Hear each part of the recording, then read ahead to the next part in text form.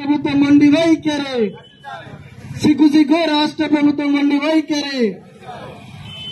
ఈరోజు మోత్కూరు మండల కేంద్రంలో ఉన్నటువంటి జర్నలిస్టులు రోడ్డు మీదకి వచ్చి టెంట్ వేసుకుని ధర్నా చేసేటువంటి సమస్యకి ఎందుకు వచ్చిందో తుంగతుర్తి శాసనసభ్యులు మందుల సామయ్య గారు సమాధానం చెప్పాల్సిన అవసరం ఎంతైనా ఉంది. ఎందుకంటే గత బీఆర్ఎస్ ప్రభుత్వం ఉన్నప్పుడు ఈ తుంగతుర్తి శాసనసభకి మాజీ ఎమ్మెల్యే చేయడం జరిగింది.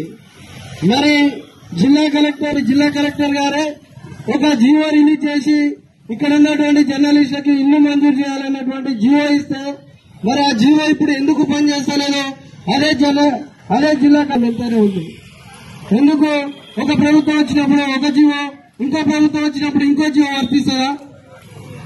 అదేవిధంగా ఈ తుంగతుర్తి శాసనసభకి, అదేవిధంగా ఈ మోత్కూరు మండల కేంద్రానికి కూడా పెద్దలుగా వ్యవహరించేటువంటి శాసనసభ్యులుగా ఉన్నటువంటి మందుల సామయ్య గారు కూడా ఈ సమస్య మీద పెద్దన పాత్ర పోషించి తక్షణమే ఈ జర్నలిస్టులకి పట్టాలు ఇచ్చే విధంగా కృషి చేయాలనేటువంటిది కూడా ఈరోజు భారత విద్యార్థి ఫెడరేషన్ ఎస్ఎఫ్ఐ రాష్ట్ర కమిటీగా కూడా డిమాండ్ చేస్తా ఉన్నాం. ఎందుకు అంటే తెలంగాణ రాష్ట్రంలో తుంగతుర్తి నియోజకవర్గంలో ఏ సమస్య మొదలైనా కూడా ఇక్కడి నుంచే మొదలవుతున్నటువంటి పరిస్థితి కనపడతా ఉంది. ఎందుకు జర్నలిస్టులు రోడ్ల మీదకి వచ్చి ధర్నా చేసేటువంటి పరిష్కారానికి సమస్య వస్తుందో ఒకసారి ప్రభుత్వాలు కూడా ఆలోచన చేయాల్సినటువంటి అవసరం ఎంతైనా ఉంది. ఎందుకంటే ఇక్కడ ఉన్నటువంటి విలేకరులు నిరంతరం ఫ్రంట్ లైన్ వారియర్స్ గా ఉండి ప్రతి సమస్యని వెలికితీసి ప్రతి సమస్యకి పరిష్కారం చేసే విధంగా ఇక్కడ ఉన్నటువంటి విలేకరులు పనిచేసేవారు. ఇక్కడ ఉన్నటువంటి విలేకరులు అత్యున్నతమైనటువంటి సమస్యలను వెలికితీసినా కూడా, దాడులు జరిగినా కూడా నిలబడి కలబడి ఉన్నటువంటి పరిస్థితి కనపడుతుంది. ఆ రోజు దాడులు జరిగినా కూడా ఎస్ఎఫ్ఐగా సంఘీభావం తెలియజేయడం జరిగింది. ఈ రోజు సమస్య వచ్చినా కూడా ఎస్ఎఫ్ఐగా వచ్చి సంఘీభావం తెలియజేయడం జరుగుతుంది.